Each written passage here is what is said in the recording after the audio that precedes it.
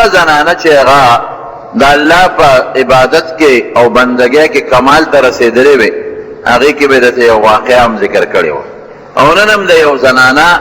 چې هغه هم د الله تعالی په بندګۍ کې کمال ته رسېدلې ده د هغې مثال به درته ذکر کوم رونو زنانه به هم د الله هغه شی عبادت کوي کوم چې سړی کوي که ته وایې چې دا خو په کور کې دننه خدمت کوي ځای جارو کوي د چای ډوډۍ خدمت کوي د میلمه خدمت کوي دغه رنګې سړی بار خدمت کوي که سړی بار ګټي دکان کوي ګوټ کوي چاري کوي د شپې اوبه خورې کوي د سړي بار خدمت دی او د ښځې دننه د سړي د دې خدمت سره سره بیا به هم دا سړی لګی او د الله عبادت به کوي په دې خدمت او په دې دکاندارۍ او په دې زمیندارۍ د خدای د عبادت نه دې بچ نه دی دغه رنګې ښځه په کور کې دننه چې دا د کور خدمت کوي په دې دا د الله د عبادت نه خلاصه نه ده د الله عبادت به کوي د نبی کریم صلی الله علیه وسلم زمانه کې یو بیبي تېره شوې د هند نومو ام سلمه باندې مشهوره وه خپله نوم یې هنده وه او د پلار نوم یې ابو امیه و او په عربو کې یو قبیله و بنو مخزوم د هغې قبیلې سره تعلق پلار یې ډېر سخي سړی و او دومره سخي سړی و چې په قافله کې به چرته هم د دې پلار شریک و پخوا به قافلې دې تجارتي قافلې او نورې قافلې نو چې کله به هم دې په قافله کې شریک و د هغې ټولې قافلې د ډوډۍ او د خوراک انتظام به د دې بیبي د پلار او پلار ته خو به خلکو ابو امیه وې د کونیه وه په دې باندې مشهور و خو په عامه اصطلاح کې د پلار لقب و زاد الراکب ذات توخې ته ویل کېږي په عربۍ کې توخه لرونکي ته راکب مسافر ته ویل کېږي زاد الراکبین چې دی د مسافرو توخه او توشدانو چې کوم سفر کې به دی روانو نو خلق به بېغمه او بې فکره به چې د مونږ سره توخه شته مونږ سره سامان د خوراک او د څښاک شته نو چې کومه جینۍ د داسې سخي پلار په کور کې وخت تېر کړي نو هغې کې نه څه خامادی د پلار خوی پکې وي دا قانون دی چې مور پلار شوماني بچي به شوماني ځکه د مور پلار هغه عادت والي او چې مور پلار سخیاني نو بچي هم سخي وي د مور پلار هغه سخا ماده پکې راشي نو دې هند ام سلمې رضی الله تعالی عنها د دې سخي پلار کور کې تربیت حاصل کولی شو او مالداره کورنۍ وه او په عربو کې چې څنګه د پیغمبر علیه السلام خاندان د عزت خاندان او دقه رنګې دا بنو مخزوم دا هم د عزت خاندان او د قدر د دې نکاح شوه په عربو کې د یو سړي سره هغه ته به ابو سلمه وی د هغه سړي او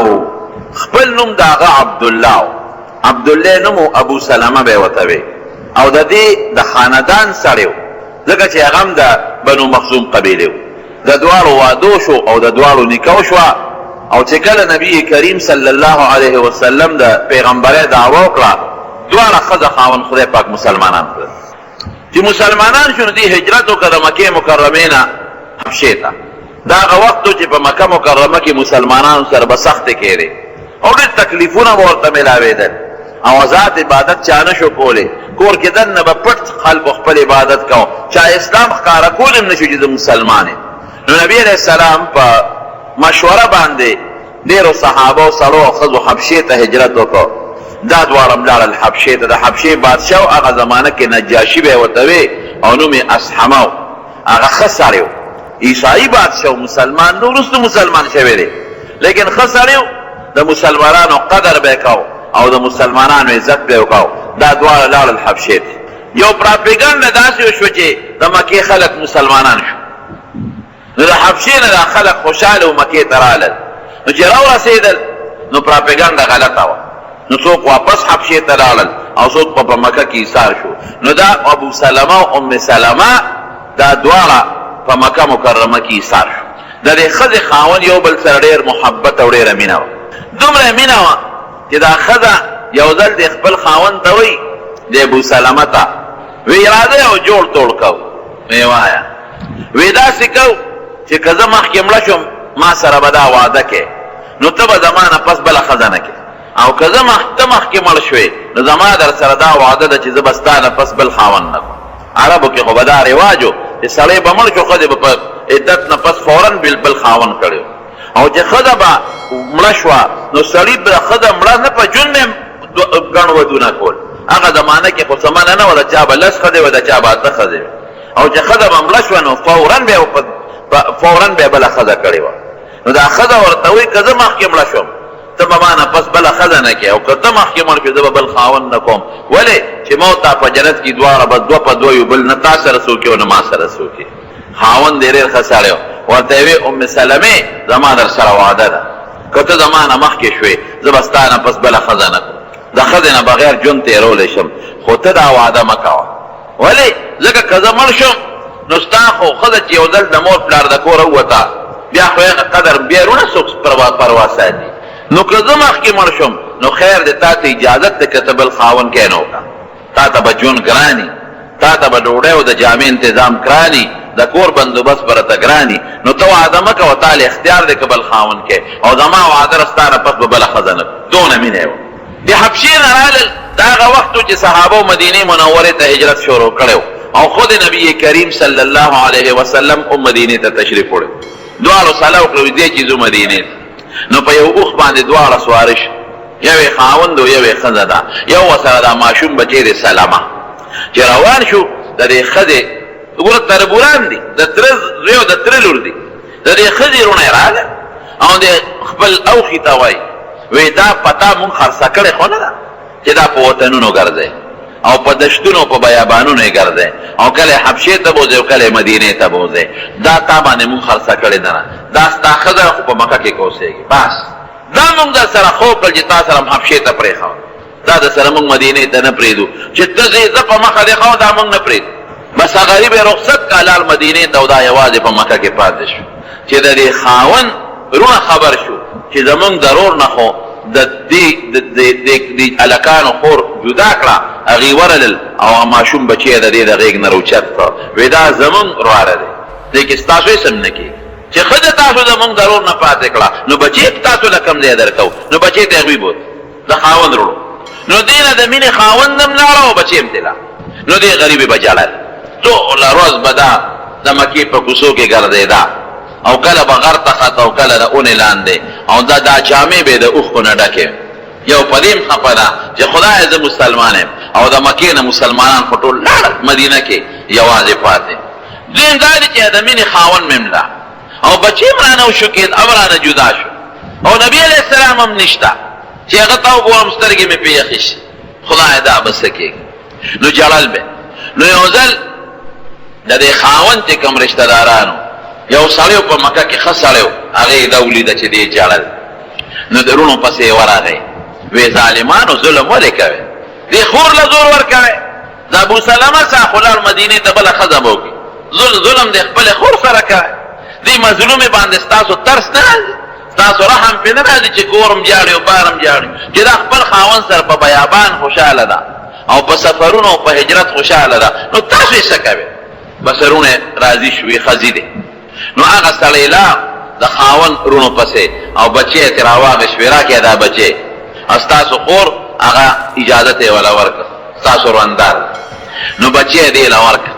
او ورته یې ویې زه او ستا خپله خوښه ده که مکه کې پاتې کېږې په خاوند پسې ځې نو دا یک تنها روانه شو مدینې بچی یې غېږ کې واخېسته او روانه شو دونه اسلام سره مینه ده او دونه خاوند سره مینه ده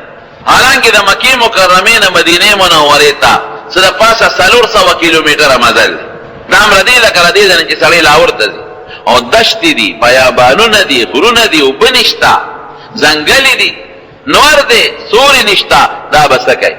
الله مدد کوي تنعیم ورته وایي چې دا اوس خلک د کوم ځای نه عمره کوي مسجد عایشه یو جومات پکې جوړ شوی دی چې هلته ورسېد نو عثمان ابن طلحه ورسره ملو شو دا یو کافر او ورته وایي اخ یو بل پېژندل ځکه مکه مکرمه کې اوسېدل وی ام سلمه وی څه کې وی مدینې ته ځم نبی علیه السلام او خاوند هغه یاد کا وی لازم وی مرګره سره شته نو دې سترګو کې اوښکې راغی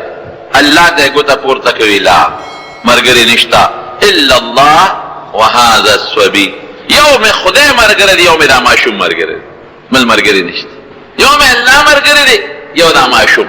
هغه کافرو پولپ کې رحم راغی او ترس راغی بس هغه زر خپل اوښ سملاو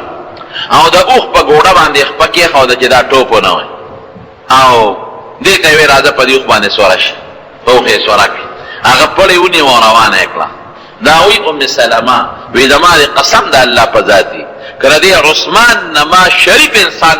په مخ د ځمکه لیدلی چې کله به څاروی ستړی شو یا به دې ستړی شو نو څاروی به سملاو نو خپه به یې ولاو تړله نو دی به لرې لاړه ما ته به یې شا کړه او ما ته به وی څاروي نه کوزه شه نو زه به کوزه شو ما به خپله جد پوره کړه او چې کله به د سفر مقرله نو دی به راغې څاروی به یې وتړه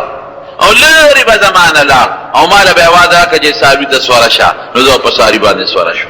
نو پړې به ونیو که د ما سره په دې ټوله لار بې د دې نه چې کوزه شه او سوره شه او اوبو ته د حاجت شته یا نور څه ضروریات ته شته که نه دې نه علاوه د ما سره خبرې م نه دي کړې او په دې ټوله لار د ما ته کتلې م نه دي. حالانکې هغه وخت کې د سړي ښځو ته او د ښځو سړو ته کتل جیز و په شریعت کې م جیز و د مخ کتل وروستو حرام شوي جیز و په شریعت کې او په جاهلیت کې خو جایز لیکن ویده کې دومره حیا او دومره شریف انسان و چې د په دې ټوله لار ما ته نه دي کتلې شا به یې کړه لرې به زمانه لا قبا ته ورسوله تپوس یې ورته وکړه چې د دې ښځې خاوند ابو سلمه کوم ځای دی وی دی په قبا کې اوس چې کوم ځای نه خلک قبا کې جومات جوړ شوی مسجد قبا هلته کې 2 رکعته لمونځ کوي او د 2 رکعته لمونځ ثواب الله د عمرې په شکل بدلی چې هلته یې ورسولم وی راته وی چې اوس زه کوزېږه خاوند دې دلته دی مې ته څه کوې وی زه واپس لاړم ما رانه واپس مکې ته را روان شو دومره قرباني د عثمان وکړه وی خلکو ما به خلکو ته وی چې زه د ابو سلمه ښځه یم او ام سلمه مې نوم دی وی قسم دی که چې اعتبار کوو وی په تا موږ یقین نه کوو چې تا هغه ښځه ته خو د یو ډېر شریف خاندان سره تعلق لرې او د یو ډېر مضبوط خاندان سره او د ډېر لوی خلکو لور او خورې تا یوازې سفر څنګه وکړو وروسته بیا خلکو ته پته ولګېدله چې واقعي ما دا سفر یوازې کړی دغې خاوند سره په مکه مکرمه کې مدینه منوره کې اوسېدله او د دواړو ډېر د مینې او د محبت ژوند و یو بل سره خوشحاله ژوند اتفاق دا و چې خاوند یې د احد په غذا کې زخمی شو د ابو سلمه او چې څنګه زخمی شو نو بیا د هغې زخمونو د لاسه وفات هم شو دا وی مینه خو زما او د خاوند وه نو وی ما خاوند د سفر په ځمکه کې مسافر او زخمیم شو شهیدم شو وی بیا چې زما د خاوند ډېر مظلوم مړ شو او د خپل کور کلي نه بار مړ شو او ډېر د مینې خاوند مې دی وی مې نن به زه داسې جاړم دی خاوند پسې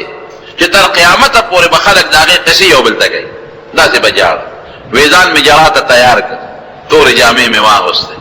او چې مړو پسې څوک څنګه جاړي او کوم شکل جوړي هغسې شکل مې جوړ کړ عربو کې دا رواج و چې هغې به مړو پسې جاړل ساندرې به یې وې لویې لویې چغې به یې وې او د مړي داسې صفتونه به یې شمېرل چې هغه به چې د مړي سره په دوربین کې م چا نه ولید اوس هم دا بعضې ښځې دې مړو پسې جاړي چغې وایي ته خو داسې وې او ته خو ډېر بهادر وې تا خو ډېر نیک سړی وې منځ کې هغه د جهاد بد عملی په مرګ وله صفتونه یادوي او ته خو ډېر ښه سړی وې او ډېر مونځګزار وې مونځ یې هم چېرته نه یې کړی یو اختر او بل اختر یې کړی او ته خو ډېر بهادر وې منځ کې چې هغه پټاخې ټوس ورې تښتي دا ګناه ده شریک شت سخته ګناه ده چې کوم صفت په چا کې ني او هغه صفت والا بیانې که په ژوند او په مرګ دا ګناه ده یو دویم نبی کریم صلی الله علیه وسلم فرمایي لیس منا من شق الجیوب وضرب الاخدود ودعا بدعوى الجاهلیه وی کومې ښځې چې دا مړي پسې مخونه وی او ګریوانونه شلی او د جاهلیت چغې وی وی دا زما په طریقه نه دی روان د انسان او بل حدیث پاک کې راځي بخاری شریف کې حدیث دی په نورو کتابونو کې مشته چې کوم انسان پسې جمدي جاړي ان الله ليعذب ان الميت ليعذب ببكاء اهله عليه چې کوم مړي پسې را جمدي جاړي دې مړي له الله عذاب ورکړي کته سوال وکړي چې جاړي جمدي او عذاب دې مړي له ورکړي دا ولې نو دې مړي ته پته و چې د ما په وطن کې رواج دی او دا خذ عموما مړو پسې جاړي نو د ولې دا ګناه نه باندې کوله د به وصیت کړی و که د به ویلي و که زه مړ شم نو ما پسې ګوره جړا مه کوئ د به ویلي و که زه مړ شم نو ما پسې مخونه مه وهئ دا ګناه ده نو که یو سړي دا ووایي چې ما پسې به نه جاړئ مخونه به نه وهئ ګریوانونه به نه شلوئ او بیا م ورپسې څوک جاړي نو دله به خدای عذاب نه ورکوي د خپل نهی عن المنکر وکړه امر بالمعروف یې وکړه او چې ده ته پته ده چې د ما په کلي کې د ما په علاقه کې همدغه رواج دی او د بیا هم څوک منع نه کړل نو الله به وله سزا ورکوي په دغه سبب به ولا خدای سزا ورکوي چې تا ولې دا ګناه ستا په کلي کې ستا خاندان کې کېدله تا ولې خلک نه منې کړو. نو ام سلمې رضی الله تعالی عنها وی چې تور جامې مې واغوستې ځان مې جړا ته تیار او داسې به جاړم چې هغې قصې به تر قیامته پورې خلک یو بل ته کوي. وی دې کې یو بله ښځه راله د انصارو وی هغې هم ځان برابر کړه چې ما سره به اوس ملګرتیا کوي ساندرې به را سره وی. وی دې کې نبي کریم صلی الله علیه وسلم تشریف راوړ وی چې رادننه شو څنګه زمونږ کور ته نو وی هغې ښځې ته لګیا شو. پښتانه وی انګورې تا ته لورې تا ته یې ویمه که څنګه دی او انګورې ته یې ووړم اورولې ما ته وی هغې ته ځکه زه دړمنه وم ما ته یې مخامخ نه وي. وی بلې ښځې ته وی یا ښځې د هغې کور نه چې خدای دوه ځله شیطان ایستی دی دوه ځله نو ته ورته بیا شیطان رادننه کې دا ګناه ولې کې. وی بس ښځه هم چپ شو او زه هم چپ شو. وی ما ته نبی کریم صلی الله علیه وسلم وفرمایل چې ام سلمې یو دعا درته ښیم هغه وایه اللهم اجرنی فی مصیبتی خدای په دې مصیبت کې مالا اجر راکړي. دا قانون دی او دا قاعده ده چې انسان ته مصیبت ورسیږي الله په هغه مصیبت کې انسان ته اجر ورکوي چې دې په صبر هر تکلیف او په مصیبت چې صبر وکړي الله به په ثواب درکوي. دا بس د شریعت قاعده او قانون دی. ما ته وی چې دا دعا کو چې اللهم اجرنی فی مصیبتی خدای مالا په دې مصیبت کې اجر راکړي واخلف لی خیرا منها خدایا دا مصیبت چې د چا د طرف نه ورسید چې د ما خاوند دی نو خدای د هغه نه راله بهتر خاوند راکړي. وی د پیغمبر علیه السلام دعا وه نو ما خو خامخا پې شروع کړه په دې دعا باندې. وړه کې به مې سوچ کو چې د ما د خاوند ابو سلمه نه بهتر خاوند به بل څوک وي چې ماله به خدای راکړي. ما به نظر کو چې د ده نه ښه خاوند شته نو ما ته به په نظر د ده نه ښه خاوند نه ښکارې. خدای د ده نه ښه خاوند راکړي د ده نه ښه خاوند خو نشته. خو د حضور پاک دعا وه نو ما په شروع وکړه نو یقینا چې مال خدای د خپل ابو سلمه خاوند نه بهترین خاوند راکړ. هغه څوک دی؟ هغه محمد مصطفی صلی الله علیه وسلم. دعا مې خدای قبول کړه. چې کله خاوند یې وفات شو عدت یې پوره شو حضرت ابوبکر صدیق وغوښته وی نه زه نه کوم واده. حضرت عمر فاروق وغوښته ولې هوښیار هم وه قابله وه خوبصورت هم وه او د یو مضبوط خاندان سره هم تعلق وی نه زه واده نه کوم. یو خدا ده چې ما کې غیرت ډېر زیات دی نو ما سره هر خاوند ګزاره نشي کولی. دویم دا زما بچي دي زما بچي به څوک ساتي او دریم دا دی چې ما کې ډېره لویه حیا ده نو ما سره هر خاوند ګزاره نشي کولی او نه د هر خاوند سره ګزاره کولی شي. نو حضرت ابوبکر غوندې سړي ته انکار وکړ حضرت عمر غوندې سړي ته انکار وکړ. الله د پیغمبر علیه السلام په قسمت لیکلې وه د حضور پاک نکاح کې داخله شو. او ورونو د نبی علیہ السلام نکاح چې ورسېدله نو پیغمبر علیہ السلام سره انتهایی محبت او د نبی علیہ السلام هم دې سره محبت د پیغمبر علیہ السلام په ټولو بیبیانو سره مینه وه. غیر اختیاري مینه د بیبي عایشې سره زیاته وه د اختیار نه به لیکن عام محبت د ټولو بیبیانو سره. خو د دې چې کومه څومره مینه وه د نبی علیہ السلام سره سړی حیران شو. او دونه هوښیاره بیبي اوهو علیه السلام به ورسره مشوره کوله. د حدیبیې په موقع باندې چې کله پیغمبر علیه السلام د مکې د کافرانو سره صلح وکړه او نبی علیه السلام صحابو ته وی چې سرونه هم خرای او څاروي هم حلال کېدی چې ځو واپس مدینې ته. نو صحابه پریشان هغې وی چې داسې چېرته کېږي مونږ خو د عمرې په نیت را روان شوي اوس به عمره نه کوو واپس به ځو سبا به ټول خلک راپسې خنداګانې کوي او پیغورونه به راکوي چې عمره مو ونه کړو سرونه مو خورئ هغو چې عمره وکړي خلک سره خورئ او عمره مو نه کړو څاروي مو حلال کړل هغو چې خلک عمره وکړي څاروي حلالوي. دا خو به مونږ ته پیغور کېږي او خلک به راپسې پراپګنډې کوي. نو د نبي علیه السلام مخې له څوک نه شو ورتلی خو چا هم سر نه خوري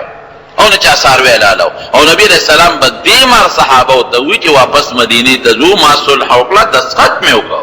مهرباني وکړې سرونه وخورئ څاروي حلال کړئ. خو صحابو نه کول. د صحابو مقصد دا و چې که نبي علیه السلام د خپله فیصله بدله کړي او لر شو په مکه کې عمره وکړو حالانکې عمره کوم ځای کېدله مکې خلک ټول مکه د وسلې نه ډکه وه. هغې خو نبي علیه السلام او صحابو سره جنګ کو نه پرېښودلو جوړ هم شوې وه. نو علیه السلام ډېر زیات پریشانو. نو د دې ام سلمې ګوره بیبیانې ورسره نور هم شته بل چا سره مشوره نه کوي. نیغ دې ام سلمې خیمې ته ورغی او ډېر زیات غمجن ام سلمه ورته وایي د الله رسوله چا خفه کړې خدای دې هلاک کړي ولې خفه څه چل دی؟ وی ام سلمې صحابه مې خبره نه مني. وی ولې د الله رسوله؟ وی زه ورته وایم چې سرونه وخورایې او څاروي حلال کړې او دوی نه سرونه خوري نه څاروي حلالوي. وی خیر د الله رسوله مه خفه کېږه هغه پته مدي چې که اوس نبی علیہ السلام اعلان وکي او وی چې ځکه مکې ته ورځو ځکه د عمرې په نیت راوتی دي ساروی دې د پاره ځان سره راوستي دي چې دا به د عمرې نه پس حلالو او تی اوس واپس بوځي عمره مونږ شو ساروی دل تعالی نو خیر دې الله رسول استا خبر مني خودي په دغه تمدي نو خپکهګه ته ما وی ام سلمہ څه چالو کوم وی دا الله رسول استا خو خلا چې دوی ساروی حلال کې او سرونه دې اخري او واپس مدینه ته لاړ شي وی او ام سلمہ دغه می خو خدا وی دا څو کله خیمه نه بار اوزا او خپل ساروی حلال کو سر اخرایا نو چې خپل سر اخره بس هغه به پوي شي چې بس فیصله مضبوطه ده ځکه دا علیه السلام خپل سر مبارک اخره او چې خپل ساروی حلال کې بس هغه به پوي شي چې د نبی رسول الله فیصله مضبوطه ده ته بیا ګوره چې عمل کوي کنه کوي بس وی ام سلمہ خه مشوره دی راکړه د خیمه نه راوته او نه یې راغوښت وی را شمال سر اخرایا نو حضور پاک له سر اخره او ساروی خپل له غوښتل وی ساروی را ولې چې دا لال کم خو چې نبی رسول الله سر خریل شروع کړ بس صحابه الخطر یو له سر خریو بلبل له سر خریو یو له سر خری بلبل په یو سات کې ټول سرونه اخره او ساروی لال کړه مدینه منوره ته روان شي دا خپل مشوره ولا دی ام سلمہ ورکړه خاون بخد سره مشوره کوي ورخه ډیر سړي د خدو سره مشوره نه کوي او د خدای ریته ډیره کمزوري راوي کته ته خدای سره او خدای سره به مشوره کوم ولې خدای کې څه مشوره سره نه کوي نو څه وکړي دا خو جون دي یو خبره